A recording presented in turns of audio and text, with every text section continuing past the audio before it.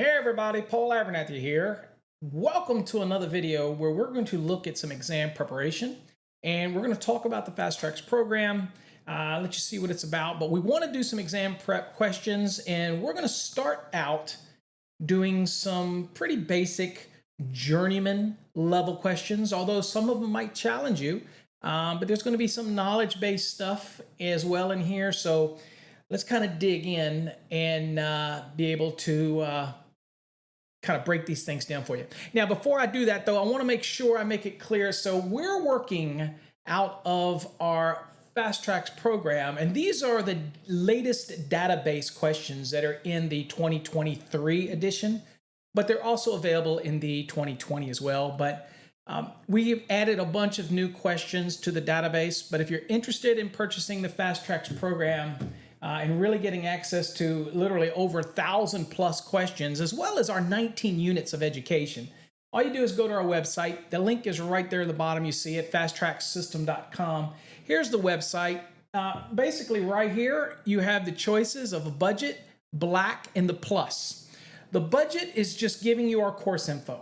I'm not grading anything. You're not interacting with me. Basically, you get access to the information, and that may be all you need. Now, we have a black and we have a plus program. There are 19 units of an intense study. We walk you through the beginning all the way up to things like hazardous locations and healthcare facilities, and we quiz you on that. Now, the difference between the black and the plus is that we also have a platform out there called Fast Tracks Tube. That's a video-driven platform. Now, you don't get access to that in the black. But there's more than enough information in the black to help you learn the NEC. But there are some people that want some ancillary videos. And the great thing is with the plus, you're going to get a year's access to that platform as well. So that's the only difference between the black and the plus. So I wanted to make that clear. But all you do is go to our website, click on the link of the program you want, or look at all three if you want. There's even some demos up there to kind of walk you through, and you can actually see what the program's all about. So make sure you watch the demos. All you got to do is go over here and click. So for example, I'll click the black just to show you. And here's the black page. And you'll go down and here you see your options between the 2017, 2020, and 2023. Here's the demo you can watch. And it kind of really runs you through all 19 units and kind of get you a feel of what the program's like, what you can expect, by the way. Make sure you read this information down here, whether you're looking at the black or the plus. Because it kind of tells you what's in the program. Reminds you that you don't access your course through our website when you get the black or the plus. You have a separate console. We will send you that information via email within 5 days of your purchase. So you'll get that information. That is all explained down here. Allow 5 days and whatnot. Anyway, so make sure you also know which testing your state's doing, whether they're on the 2017, the 2020, or 2023. That is on you, because we don't know what it is in every state, okay? So anyway, that's our Fast Tracks program. It's not just exam prep, okay? It is really teaching you the National Electrical Code. That's what I'm all about, okay? All right, enough of that. We'll come back to that shortly. We'll give you a little bit more of a sampling of that. Let's go on and get into some code questions. Got your code books handy? We're going to be working out of the 2023 edition of the National Electrical Code, but if you're in the 2020 or the 2017, don't let that discourage you, because some things might have changed, but a lot of stuff is going to be, it hasn't changed all that much. So just relax, grab your code book. I've got my code book right here, and we've got the electronic versions provided by Link, which is an NFPA product. Highly recommend it if you're studying, but you got to get used to your code book, because you're not allowed to use the electronic version like Link inside of an exam. So again, it's just great to have on the job site, very handy. I'll also remind you that if you've never done it before, and whether you are a member of our program, whether or not you're just an electrician, a master electrician, journeyman electrician, apprentice, or anybody, I want to remind you that you need to get our mobile app. Our mobile app gives you access to so many features. It gives you access to Fast Tracks Tube if you're a member, or you're thinking about subscribing. It gives you access to our blogs. It gives you access to our Chat Now feature, which is kind of like TikTok in a way. And this is what we'll be using now to share code questions and images. So this is only available to those that have our mobile app. Okay, so you have to get the mobile app. Where do you get the mobile app? you just go to our website, and I'll show you how to do that real quick. We'll go to the website. And up here at the top of the website, you'll see right here where it says mobile app. So you go to fasttracksystem.com, click on mobile app.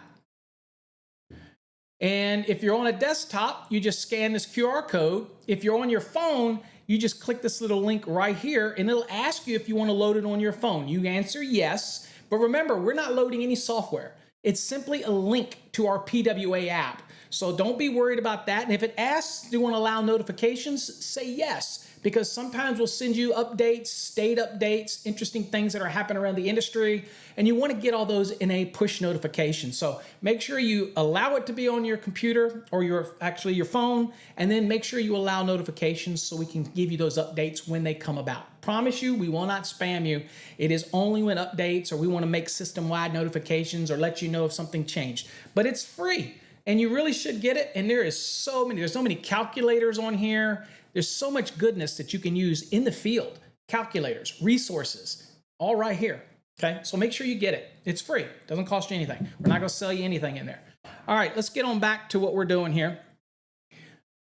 Okay, like I said, I'm going to start you out easy. We're going to look at some journeyman questions, and maybe in time we'll step it up to masters, but we're going to see how long it takes us to get through some of these journeyman questions and work through it, okay?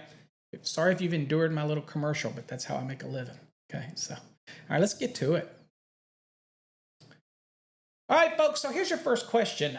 This is more of a knowledge-based question because if you look at it, it says an article number in blank following a definition indicates that the definition only applies to that article. So where do you learn this? So this is interesting. If you look at the National Electrical Code, and this is kind of one of those ones that you have to learn it. Now, it's in the very beginning of the code. It talks about what these things mean, and most people skip that portion of the code, right? But when you're looking at definitions, it's structured in a certain way, okay? And so you'll have different things like brackets and parentheses. You'll see italics throughout the NEC, all that stuff. This specific question is talking about when you see an article number following a specific definition, okay, it indicates that that definition only applies to that article. But what is the article number in? Is it in bolds? Is it in brackets? Is it in parentheses? Is it in italics? Go to your code book and look. Really, go to your code book. We'll go look itself. But let's go over to the NEC, and let's go on and dig into some definitions real quick and see what we're talking about. Because this is more historically what we're trying to get you to learn in this scenario right here. So let's kind of go down to some definitions here. And let's see here. What we got, let's use an example. Okay. Oh, there you go. So here you go. See right here? Alternate power source right here. See this? 517. Well, that means that alternate power source here is specifically dealing with 517. 517 is healthcare facilities. So to answer our question, it was the article number, and we know that 517 is an article number. We can skip the CMP5 thing. We can skip the 99, which is referencing the document where it came from, the healthcare document, 99, that helped bring that definition over to the NEC. But we're looking for the articles that this is germane to, right? And there you see 517. But what is it in? It's in parentheses. So that's important as you start to learn the National Electrical Code, kind of what these bolds mean, what these different things are associated with, right? CMP means that that definition was under the purview of that specific code-making panel, which is 15. So they massage the definition, and then it goes into definitions in Chapter 1. But here you see 517. That means 517, the article, has direction, okay? That's basically, it only applies to 517 when it comes to this definition. All right, so let's go back to the question. And based on what we've learned, we're going to click parenthesis, and there you go. Reference Article 100. Okay. Now, just for craps and giggles, you could probably go back to the very beginning of Article 100, and it does give you this insight. So I do want to show you that because people say, well, Paul, where is that in the code? specifically, and remember, we're in the 2023, and there's a lot of changes that took place to Article 100. But right here, it says an article number in parentheses followed by the definition indicates that the definition only applies to that article, okay? Only applies to 517, all right? So there you go. Wanted to just to kind of let you know how that applies and what you're seeing, okay? Okay, let's go on back to the lesson. We did good on that one. That was just kind of more of a little history lesson to help you understand, because you'd hate to apply some definition of something to the wrong article and totally get it out of context, and then you get the question wrong. That would suck, especially in the real world, if you don't understand that this definition only applies to a specific article. All right, let's go to the next question. All right. Blank is acceptable to the AHJ. Listed, approved, tested, or authorized. Now remember something, folks. The AHJ, authority having jurisdiction, throughout the National Electrical Code, it makes a lot of statements that says approved by the AHJ. So the AHJ is charged with proving something, not listing anything. That's an NRTL. That's a nationally recognized testing laboratory. They do listings. All right. The AHJ doesn't test anything. Okay. That's supposed to be done before you get it. So they're not testing anything. And then authorized. Okay. Authorized is a different type of word. They don't authorize anything in a sense. They approve certain things, or they say, okay, you've given me enough information. I've seen the manufacturer's instructions and that's part of their listing. I'm going to approve it for this application, right? So let's see here. If we choose approve, there you go. And the reference, Article 100, Part 1, gives the definition of AHJ. And in that definition of AHJ, we'll go look.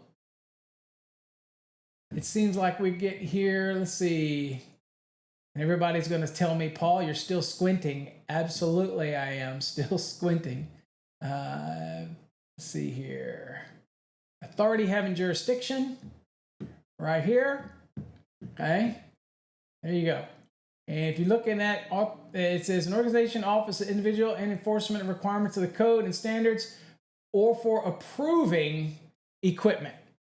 Okay, so it's right there in the definition. Okay. One of the things to remember that in the 2023 edition of the National Electrical Code, now all of the definitions are located in Article 100. You no longer have the .2 where the definitions are specific or may be germane only to that specific article. Now everything has been moved over into Article 100. So that is the importance of the last question, because you still have certain definitions that are specific to just that article, and now how they do it is with the parentheses. That makes better sense of why we had the other one. And again, I'm here to teach you. So again, some of these things may seem very basic, but we build up in this series. We're trying to get you better and better at it, right? So we got to start with the basics to be able to do that. All right, let's get back. All right, doing really good. Let me go on and make sure I have everything on my screen ready. Okay, let's go to the next question. All right, now, when performing branch circuit load calculations, the outlets for heavy-duty lamp holders shall be calculated at a minimum of blank volt amps. All right, so think about this application. You're thinking, all right, this is a calc, right? And so it's asking me about volt amperes, right? And it's a branch circuit, because it's talking about performing branch circuit load calculations. So you really need to start getting in the mentality here is, okay, when I see something that's asking me about a branch circuit calc, where do I go to do calcs, right? Where do I have to go to that really gives me the process for doing calculations? Well, easiest thing to do there is to go to Article 220. And remember, there's a Part 2, Part 3, and Part 4, which work together. Okay, so branch circuit applications, Part 2, Part 3 is we call it a standard method of a load calculation for service and feeder, and then Part 4 optional. But start getting that mentality in a question when it's saying, okay, I see a volt amp, asking me about volt amps, and then it's like, okay, you're asking me about a branch circuit load calculation. So that drives me to say, well, This makes sense. This needs to be, this is a 220 thing. So we're not using the index here because I do a lot of training with you using the index. This episode, we're trying to put some memory points and make you remember certain key things. So this is why I'll focus on it. So my training is different all the time. I'm always changing it up. So here we're trying to take some things and I'm going to pick out little points that you need to remember that kind of trigger things. And you know, it's not tips and tricks. It's really trying to trigger your mentality to think, okay, when I see branch circuit load calc, I'm thinking, wow, that's going to be in part 2 of 220. When I see service or feeder load calcs, it's going to be, well, are they asking me for standard or optional? If they don't say optional, then I know that we're talking standard. Those mental triggers, that's what we want to work on. Okay, so we still got to find this answer. So let's go into the code. And since we know, and we're going to use what's called bold scanning techniques today.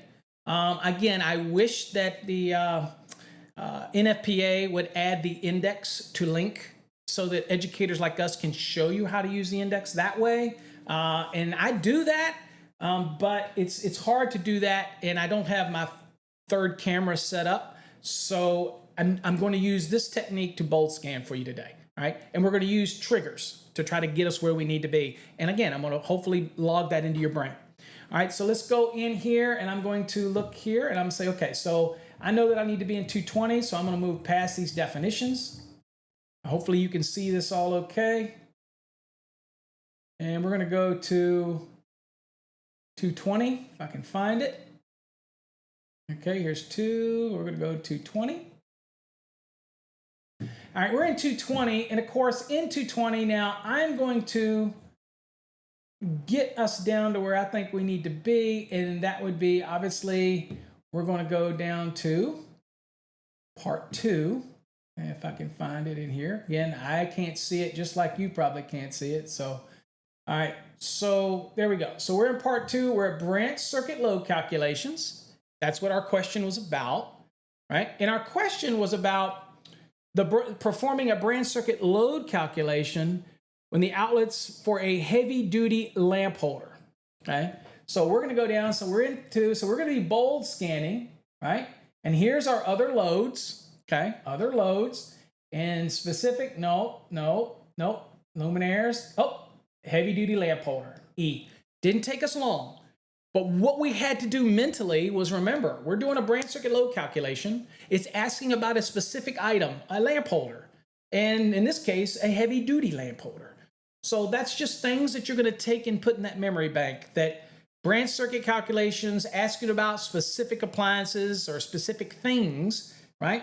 That this is where you would go first to see where you need to be. And the reason I say that is because if it had been about ranges, for example, you probably know that you'd go on to 220.55, or dryers 220.54, but you notice it right here, it tells you to go there. So this is where you're getting that direction as well. So that's important to remember in 220.14. It's also helping give some direction. And the 2023 edition kind of made that even a little easier in the way it's laid out. So that's a great change for the 2023 is how you approach it. It just kind of simplified it. All right, so let's go down here. So here we are. And here's our answer. It says outlets for heavy-duty lamp holders shall be calculated at a minimum of 600 volt amperes. That's our answer, 600 volt amperes. So let's go back to our lesson. And we'll choose 600. And there we go, 220.14E. And that is our answer, okay? So we didn't use the index. Now, could you have used the index? You probably could have gone back into heavy duty lamp holder. Remember my trigger and how you find the points, the targets, words, or key phrases or key references. This was about heavy duty lamp holders. So if I will do this, so if we go back in the back, you'll see there's a reference for heavy duty lamp holders. And here it says branch circuits, right? And it gives you that information, right? And so it's just a lot of information in here that you could go to, but you know, at the end it says unit loads. That's what we're asking about, and that is 220.14E. So it says it right here. So while we won't do it on every question here because we don't have electronic version of the index, what I will tell you is that it's simply a matter of looking at the question and dissecting key terms. Now, that's what I recommend for people all the time, right? So, I'll just kind of give you a little quick lesson on dissection is that you want to, if you get a good database of questions, if you have R questions, don't be in such a big hurry to answer them. Take your time and read the question, and then maybe dissect which key terms you think are triggers. Then go to your index and see if those triggers work for you. Now, the beautiful thing about that is it gets you working in and out of the code book. And that's what we want. We want you moving in and out, in the index, back out. We understand that during an exam, you're not going to be able to look up every question. That's why I'm teaching you the way to do it today. It kind of locks some things in your head. But the index can be a wonderful thing if you know how to use it. And I don't want you to use it as a crutch. What I want you to do is look at a question, try to pick out what's the question asking. That's the key. What is it asking? In this case, it wants to know what a heavy-duty lamp holder's contribution calculation in VA to a branch circuit load calculation, which have drove me to part 2 of 220. And hopefully that'll be clicking for you. When you get a question that asks you something, you'll say, well, I get it. This is sending me here or there. That's my goal, okay? That's what I'm trying to do here today. I may succeed or I may not succeed, but that's the goal, all right? I teach you how to use the index on other videos, so it makes sense.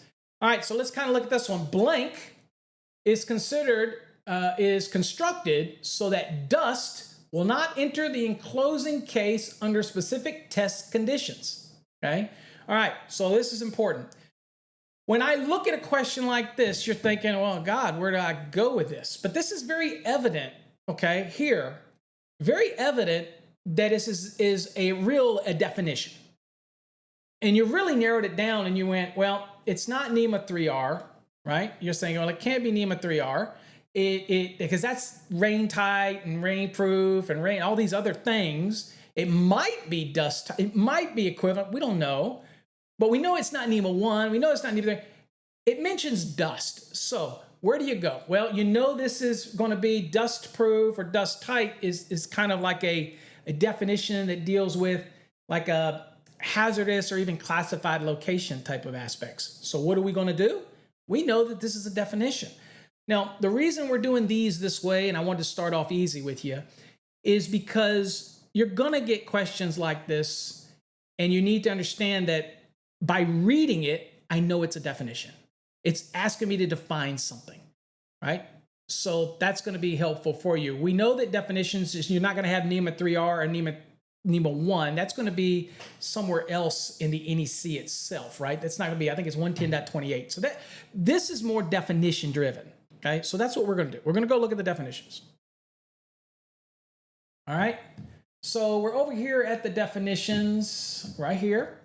And I want to go back to 100, all right? There's 100, okay?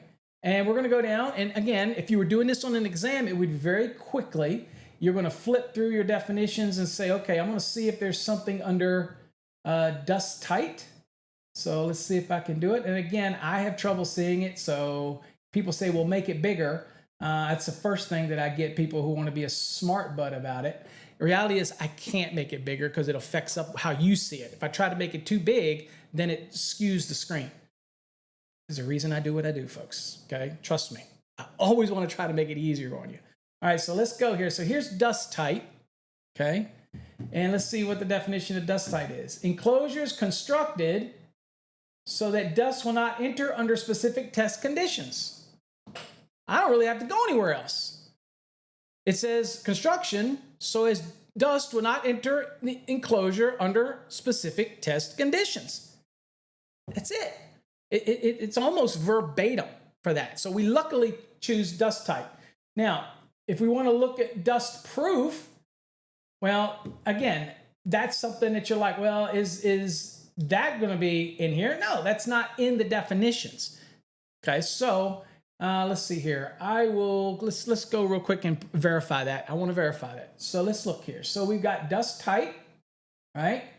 And of course, this is link, right? So you do have some additional stuff under here if you want. And there's 110.28. Again, I was talking about the different, different type of NEMA enclosure. So that's where you would go for that. Okay. So that's dust tight. I don't see any reference in here, unless I'm missing it. I don't see any reference to, and I'm gonna look for you. Yep, I don't see any reference to dust proof. I could be missing it, but it didn't matter for us because we nailed it on the first go. Okay, so dust tight, and there's our reference. Okay, now I don't think it's part 3. That actually was the 2020 edition of the NEC, but now it's all under 100. I believe that's the way it is. Okay, anyway, good job. You got it right. The key thing for me is that you noticed that this was a definition. That's what was key for me. Okay, that was the key part. All right, let's do another one. Y'all doing great. All right.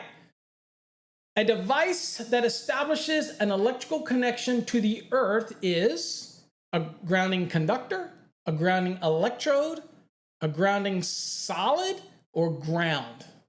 Okay? Well, think about this. A device that establishes an electrical connection to the earth. Well, a device. What's a device? Well, to me, when it said device, I'm thinking it's got to be an electrode. That is intimate with the earth, whether it's a rod, pipe, or plate, a ring, a concrete encased electrode. That is the device that establishes an electrical connection to the earth, right? Now, grounding electrode conductor brings it to that device, okay? But the way this is written, and we'll go look, but when you think about it, dissect this question. We're talking about what is the thing that makes that connection to the earth possible. Now, there's a bunch of pieces in this, right? Grounding electrode conductors down to the electrodes in contact with the earth. Yeah. But think about how the question is written. Whether you agree with the question or you're sitting on an exam and you go, this is a stupid question, you're stuck with the question, folks. So you have to make the best of it, okay? So in my case, I'm going to say grounding electrode, right? But I'm going to go to the NEC because I'm making that distinction here. And I'm here, and here's a grounding electrode. It says, a conducting object through which the direct connection to earth is established. Doesn't say device, okay? Right? So you're thinking, well, it's got to be this one, right? Well, look at here. This is grounding conductor. This is grounding conductor equipment ground. Here's a ground conductor, grounded conductor. All right. And let's see here, grounded. All right. So this is important, folks. Look at the screen. And I know it's tough for you to see, but we have, that's impedance grounding, by the way. Okay. Grounding electrode conductor. Well, we get to rule out grounding conductor, grounding solid. Okay, it wouldn't take you but 1 second to go through here and see, look through here and see, all right, grounded solidly, but not grounded solid, okay, and ground. Well, ground, okay, we can go back up and look at ground.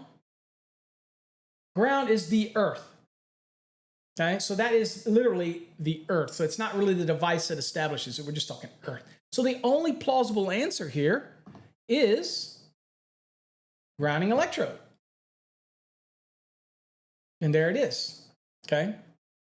So this is a great example, and the reason why I wanted to start off this series and is this way is to be able to kind of let you see how we look at a question. Now, I'm going to remind you folks, we're going to move into some tougher questions. We're going to go from this video into another video, and that video is going to be getting into a little bit harder journeyman questions as we build up to master, and that's going to be in the next series. But I want you to see this, but I want to remind you folks that all of our courses are available here on our website, fasttracksystem.com.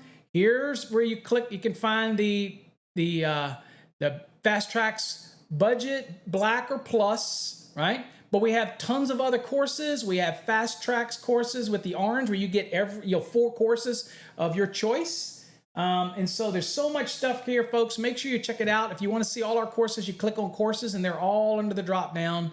Residential, commercial, whatever you want, they're all right there. So check them out. And okay, y'all did great to start off. Get your juices warmed up. We're going to go into another video here shortly. So make sure you subscribe to the channel because there's other stuff here. And make sure you go over to fasttrackstube.com and subscribe for our annual membership, because you're going to get a lot more videos like this in the future. And they're going to be on all types of topics. All right, folks, I'm going to catch you in the next video. You did great. 5 fairly easy questions, but they caused you to use your skills. Okay. All right. We'll see you in the next video.